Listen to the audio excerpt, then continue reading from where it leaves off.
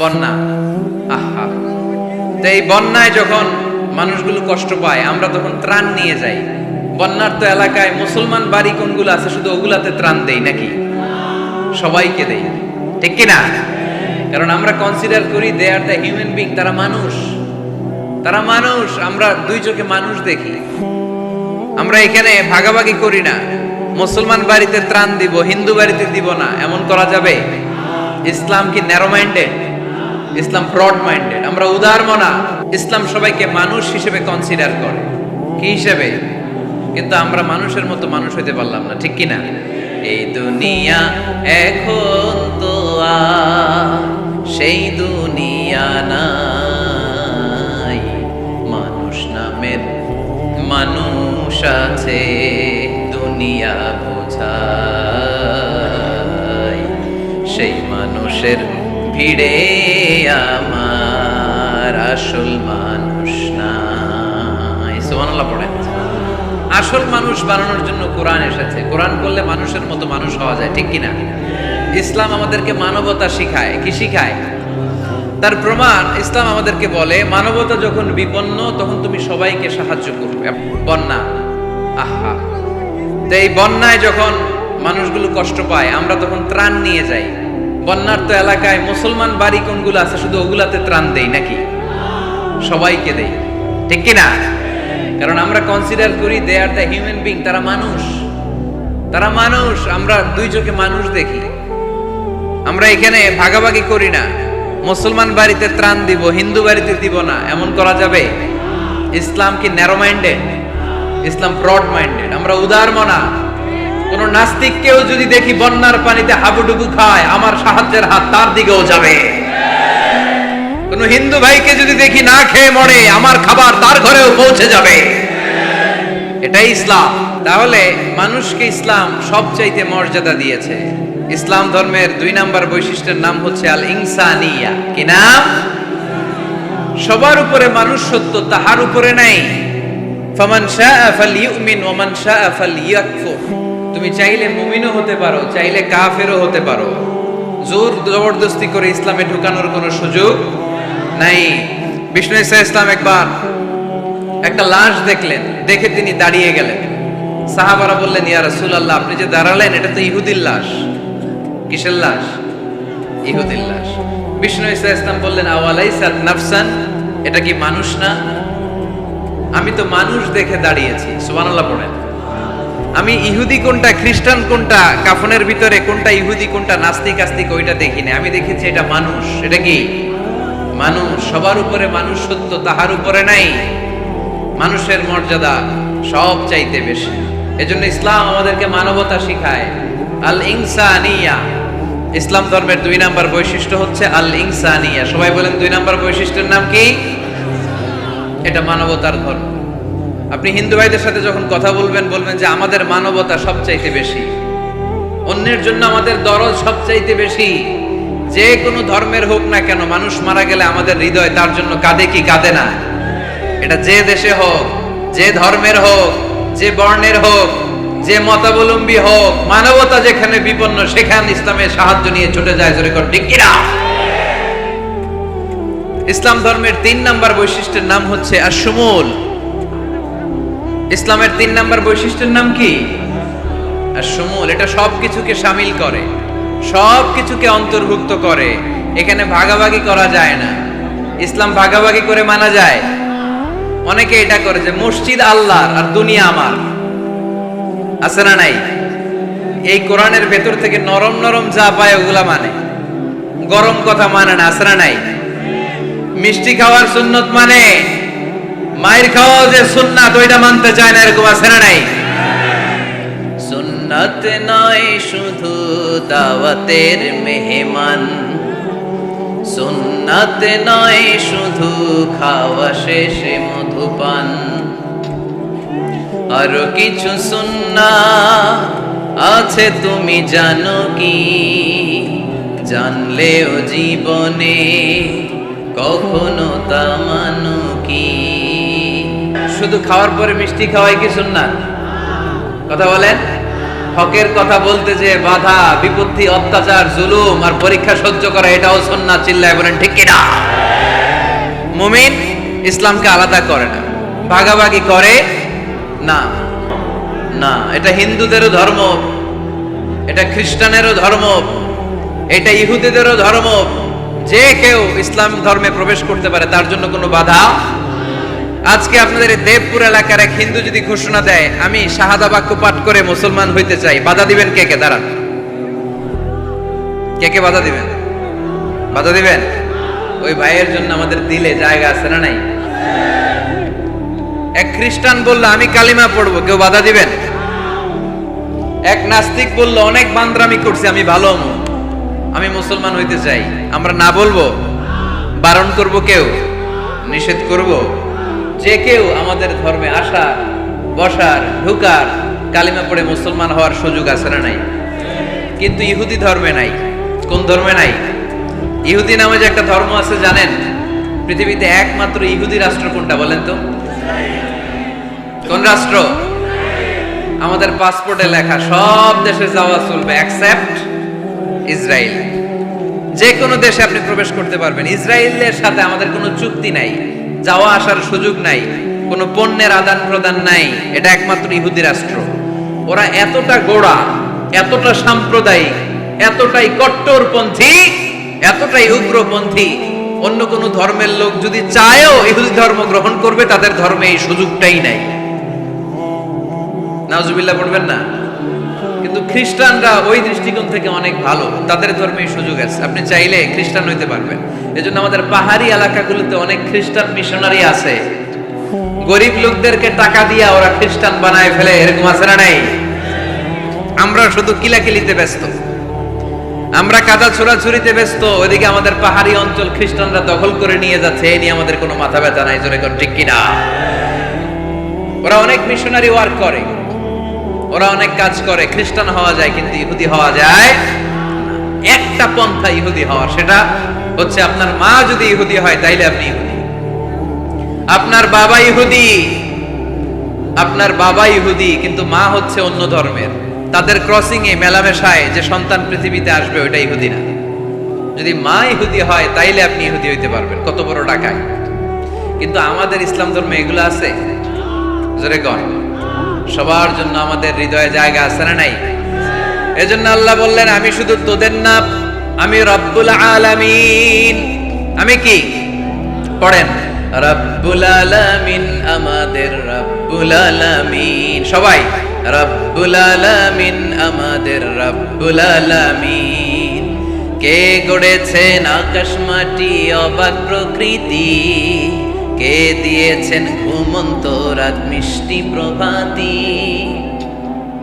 কে গড়েছেন আকাশ মাটি অবাক প্রকৃতি, কে দিয়েছেন ঘুমন্ত চাঁদ মিষ্টি প্রভাতী।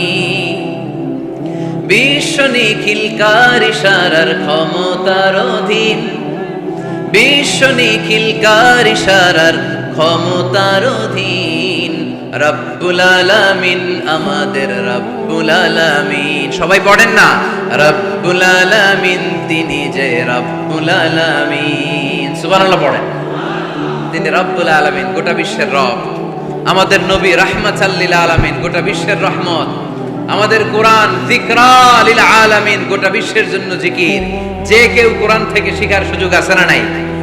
অনেক খ্রিস্টানও কোরআন পড়ে, অনেক ইহুদিও কোরআন পড়ে, অনেক নাস্তিকও কোরআন পড়ে। কোরআনের ইংরেজি ট্রান্সলেশন আছে না নাই? উর্দু ট্রান্সলেশন আছে না নাই? ফ্রেঞ্চ ভাষায় কোরআন আছে না নাই? পৃথিবীর 70টারও বেশি ভাষায় আল্লাহর এই কোরআনের অনুবাদ হয়ে গিয়েছে। চিল্লায় এখন সুবহানাল্লাহ। এটা সবার, এজন্য এটাকে বলে ইউনিভার্সাল রিলিজিয়ন। ইসলামের 5 নাম্বার বৈশিষ্ট্যের নাম হচ্ছে আত-তাইসির। খুবই গুরুত্বপূর্ণ বৈশিষ্ট্য, খুলনার যুবকেরা খেয়াল করে শুনো। আত-তাইসির মানে হচ্ছে সহজ। আত-তাইসির মানে ইসলাম মানা কঠিন না সহজ? জোরে বলেন, ইসলাম মানা কঠিন না সহজ? আওয়াজ করে উত্তর দেন। দাঁড়িয়ে নামাজ পড়া কি ফরজ? দাঁড়াতে পারে না, কোমরে ব্যথা, প্যারালাইসিস, ওই লোকটা যদি তখন বসে পড়ে নামাজ কবুল করবে কে? অজু করে নামাজ পড়া কি বলেন? কিন্তু পানি নাই। দেবপুরে কোনো পানি নাই। দেবদুয়ারে কোনো পানি নাই। এখন আপনি যদি তায়াম্মুম করে পড়েন, আপনার নামাজটা তখনও কবুল করবে কে? আমরা যে বিয়ে করি, এই বিয়েতে মোহরানা দেয়া কি? দিছেন তো মোহরানা? যারা যারা বিয়ে করছেন, এখন কোনো আওয়াজ নাই। হুজুর মাফ চাইয়া লইছি, বাসর রাতে আমারে মাফ করে দিছে। বাসর রাতে ভালোবাসবেন, ওই দিন কি মাফ চাইবেন?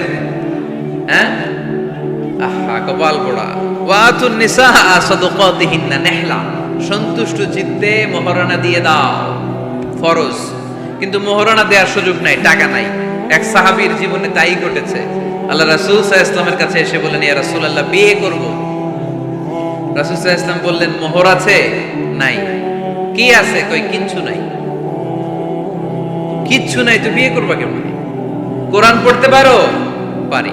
কয়টা? এতটা সূরা মুখস্থ পারি। আরেক মেয়েকে জিজ্ঞেস করলেন, কোরআন পারো? না, পারি না। রাসূল সাল্লাল্লাহু আলাইহি ওয়াসাল্লাম এই ছেলেকে আর মেয়েকে বিয়ে করায় দিলেন। আর মেয়েকে বললেন, মা তুমি কোরআন পড়তে পারো না, কিন্তু তোমার স্বামী কোরআন পড়তে পারে। তোমার স্বামী তোমারে প্রতিদিন টিচারের মতো, প্রাইভেট টিচারের মতো, প্রাইভেট টিউটরের মতো কোরআন পড়ায় পড়ায় শিখাইয়ে দিবে। এটাই মা তোর বিয়ের মোহর। ইসলাম কঠিন না সহজ? জোরে বলেন। ইয়াসসিরু ওয়ালা তুআসসিরু বাশশিরু ওয়ালা তুনাফফিরু। আল্লাহ রাসূল সাল্লাল্লাহু আলাইহি ওয়াসাল্লাম বলেন, খবরদার, ইসলামকে সহজভাবে উপস্থাপন করো, কঠিন করো না। আমরা ইসলামকে কঠিন বানায় ফেলছি, ঠিক কি না? আল্লাহ ছাড় দেয়, কিন্তু মাওলানা ছাড় দেয় না। আছে না নাই? আল্লাহ মাইন্ড করে না, মাইন্ড করে কে? মাওলানা। ওই মাওলানাদের কাছে যাওয়া যাবে না। ইসলাম সহজ। মুআয ইবনে জাবাল রাদিয়াল্লাহু তাআলা আনহুকে বিশ্বনবী সাল্লাল্লাহু আলাইহি ওয়াসাল্লাম ইমাম বানিয়ে পাঠালেন। উনি এক এলাকায় ইমামতির দায়িত্ব পেয়ে মাগরিব নামাজে সূরা বাকারা দিয়ে নামাজ শুরু করছে। কোরআনের সবচেয়ে ছোট সূরা না? কি সূরা? বড় সূরার নাম কি? বাকারা মানে কি? গাভীর। তাই গাভীর সূরা দিয়ে নামাজ শুরু করছে। কিন্তু ওনার মুসল্লিরা হচ্ছে খেটে খাওয়া মানুষ, মেহনতি মানুষ, সারাদিন খেজুর বাগানে কাজ করে। এরা তো আর দাঁড়াইতে পারে না। এক সাহাবী রেগে মেগে নামাজ থুইয়া চলে গেছে। পেছনে একা নামাজ পড়ে সরাসরি বিশ্বনবীর কাছে যে বিচার, ইয়া রাসূলুল্লাহ, এ কেমন ইমাম পাঠালেন আপনি? মাগরিবের নামাজে সূরা বাকারা পড়ে। আমরা মেহনতি মানুষ, আমি একা একা নামাজ পড়ে বিচার দিতে আসছি। বিশ্বনবী এই বিচার শুনে রেগে গেলেন। ইমাম সাহেবরে ডেকে পাঠালেন, বললেন, ইমাম, আফাত্তানুন আনতা ইয়া মুআয, এ মুআয, তোমারে কি ফিতনা বাজানোর জন্য ইমাম বানায় পাঠাইছি? ইযা আম্মাল নাসা ফালিউখাফফিফ ইমা আম্মা আহাদুকুমুন নাসা ফালিউখাফফিফ। তোমাদের কেউ যখন জামাতের ইমামতি করে সেজন্য নামাজটাকে ছোট করে। ফাইন্না ফীহিমাল মারিদ ওয়াল মুসাফির ওয়া যাল হাজা, কেননা তার পিছনে অসুস্থ কেউ দাঁড়াতে পারে, মুসাফির দাঁড়াতে পারে, হাজতওয়ালা লোক দাঁড়াতে পারে। আমি এই পাশ দিয়ে যাচ্ছি, হঠাৎ মুসাফির মানুষ দেখি মসজিদে এশার নামাজ হইতেছে। ভাবলাম যাচ্ছি যখন, ওযুটাও আছে, নামাজটা পড়ে নি। দুইকা দাঁড়ায় দেখি ইমাম সাহেব ধরছে সূরা বাকারা। কষ্ট আছে না নাই? আমার পক্ষে সম্ভব পুরো বাকারা পড়া? সম্ভব না। বিষ্ণু ঈসা ইসলাম বললেন, সহজ করো, কঠিন করো না। মানুষকে সুসংবাদ দাও, দিন থেকে ভাগিও না। আমরা অনেক সময় এত ভয় দেখাই মানুষকে, মানুষ দিন থেকে ভেগে ভেগে চলে যায়। আছে না নাই? এই যে উচ্চ শিক্ষিত মহল, সচিবদের যে মহল, সেক্রেটারিয়েটের যে মহল, সেনাপ্রধানদের বড় বড় কর্মকর্তারা, প্রগতিশীল যারা, তাদের কাছে ইসলামকে ফুটিয়ে তোলার জন্য, ইসলামের সৌন্দর্য, ইসলাম যে সহজ, the simplicity is the beauty of Islam, এভাবে ইসলামকে তুলে ধরার দরকার আছে না নাই? ওই শিক্ষিত পল্লীগুলোতে অনেকে ইসলামকে কঠিন মনে করে। আমরা এমন ভাবে বলি, আজকে যে লোকটা কালিমা পড়ে মুসলমান হইলো, আপনি যদি বলেন তুই সুদ খাবি না, তুই ঘুষ খাবি না, তুই সিনেমা দেখবি না, তুই সিগারেট খেতে পারবি না, তুই গাঞ্জা টানতে পারবি না, তুই মেয়ের দিকে তাকাইতে পারবি না, তুই ওদিকে যাবি না, এদিকে যাবি না, কারণ ইসলাম এগুলো সব হারাম, এইটা নাই ওইটা নাই। হ্যাঁ কইব, তাইলে আমিও নাই। এত কিছু যখন নাই, তাহলে আমিও নাই। এজন্য সহজ করেন, সহজ করে ইসলামকে রিপ্রেজেন্ট করেন। লা ইকাল্লিফুল্লাহু নাফসান ইল্লা উসআহা, সাধ্যের বাইরে কোনো কিছু ইসলাম চাপিয়ে দেয় না। ইসলামের 6 নাম্বার বৈশিষ্ট্য হচ্ছে এটা দ্বীনুল ফিতরা, স্বভাব সুলভ ধর্ম। ইসলামে এমন একটা বিধান আপনি দেখাতে পারবেন না যেটা আমাদের স্বভাবের সাথে যায় না, ঠিক কিনা? এটা খুব স্যুট করে, ম্যাচিং করে আমাদের সাথে, আমাদের রুচি সম্মত। এমন কোনো বিধান নাই যেটা আমাদের রুচিতে বাধে, এরকম কোনো বিধান আছে? ইসলামের 7 নাম্বার বৈশিষ্ট্যের নাম হচ্ছে এটা দ্বীনুল ইলম। এটা জ্ঞানের ধর্ম। কিসের ধর্ম? এখানে উল্টাপাল্টা কথা বলার সুযোগ আছে? কোরআন সুন্নাহ রাইখা দিয়া আমি যদি আপনারে গীতাঞ্জলি শোনাই, শুনবেন? কাজী নজরুলের খেয়াপাড়ের তরুণী আবৃত্তি করলে শুনবেন?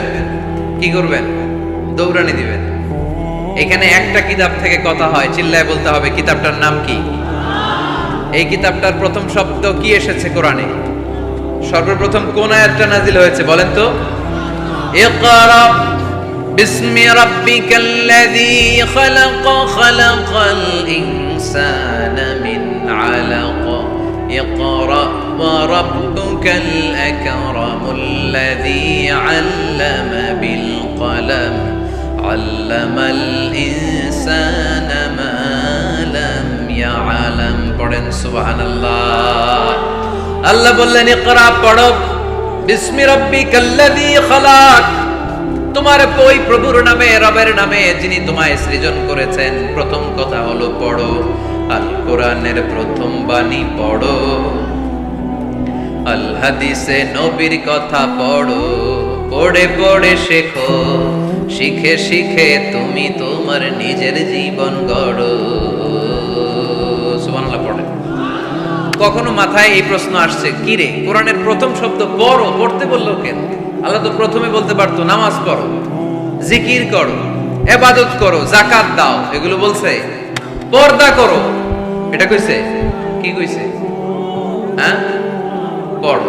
পড়ো, পড়তে পড়তে মরো। কারণ পড়লেই সব জানতে পারবেন। পড়লেই জানা যায় নামাজ কেমনে পড়ে, পড়লে জানা যায় হজ কেমনি করে, পড়লেই জানা যায় নারীরা কিভাবে নিজেদেরকে ঢেকে রাখবে, কিভাবে প্রোটেকশন দিবে। না পড়লে কোনো কিছুই জানা যায় না। চিল্লা এখন ঠিক কিনা? দেবদুয়ারের ভাইয়েরা আজকে ওয়াদা করতে হবে যে প্রতিদিন ইসলাম সম্পর্কে আমরা কিছু না কিছু পড়ব। এই কোরআনের বঙ্গানুবাদ পাওয়া যায়, স্মার্টফোনে কোরআনের অনুবাদ পাওয়া যায়, ফেসবুকে কত যে দাওয়াতি পেজ আছে, ওখানে আলোচনা পাওয়া যায়, অনেক সুন্দর সুন্দর ইসলামী কথা পাওয়া যায়। আপনারা ফেসবুক ইউজ করেন নাকি? ফেসবুক অ্যাকাউন্ট আছে কার কার দেখি? এই গ্রামের ভিতরেও এত অ্যাকাউন্ট? হ্যাঁ, মাশাআল্লাহ। হাত নামাই। এই ফেসবুক যেন আমরা ভালো কাজে লাগাই, খারাপ কাজে যেন না লাগাই, ঠিক কিনা? আপনি চাইলেই আপনার ফেসবুক দিয়ে জান্নাত কামাতে পারেন। ফেসবুকে আপনি আলোচকদের আলোচনা শেয়ার দিয়ে দিবেন, যতটা ভিউ হবে ততটা সওয়াব, এর পার্সেন্টেজ আমল নামায় দিবে কে? এখানে আপনি ইসলামী সুন্দর সুন্দর পিকচার আপলোড করে দিবেন, পার্সেন্টেজ সওয়াব দিবে কে? আর যদি নায়িকাদের ছবি মেরা দেন, দুম্মা চলে দুম, গুনাহ আছে না নাই? নাচানাচি, কনসার্ট আর গান, অশ্লীল দৃশ্য, ইন্ডিয়ান নায়িকাদের কোমর দুলানো ডান্স, রূপবানে নাচে কোমর দুলাইয়া, এগুলো যদি শেয়ার মাইরা দেন, গুনাহ আছে না নাই? So the decision is your, সিদ্ধান্ত আপনার। কি করবেন? এই ফেসবুক আপনার জান্নাতের কারণ হতে পারে, আবার এই ফেসবুক আপনারা জাহান্নামের লাকড়ি বানাতে পারে। সো সিদ্ধান্ত নিতে হবে কিভাবে করবেন। প্রতিদিন যেন আমরা কিছু না কিছু অংশ কোরআনের আয়াত পড়ি। রাজি আছেন? এই দেবদুয়ারের মাহফিল তখনই সার্থক হবে যখন আমরা এই সিদ্ধান্তে আসতে পারবো যে প্রতিদিন আমি কিছু কোরআন পড়ব, প্রতিদিন কিছু হাদিসের অনুবাদ করব। রাজি আছেন তো? ইসলাম ধর্মের 8 নাম্বার বৈশিষ্ট্যের নাম হচ্ছে দ্বীনুস সালাম। এটা শান্তির ধর্ম। কিসের ধর্ম? হ্যাঁ, শান্তির ধর্ম। আমরা একে অপরের সাথে দেখা হইলে কি দেই? রাজি আছেন তো? সালাম দিলে মহব্বত বাড়ায় দেয় কে? প্রত্যেকটা শব্দে সওয়াব দেয় কে? সালাম দিতে রাজি আছেন সবাই সবাইকে? ছোটরা বড়দেরকে দিবেন, বড়রা ছোটদেরকে দিবেন। এটা শান্তির পায়গা। আল্লাহর নিজেরও একটা নাম সালাম।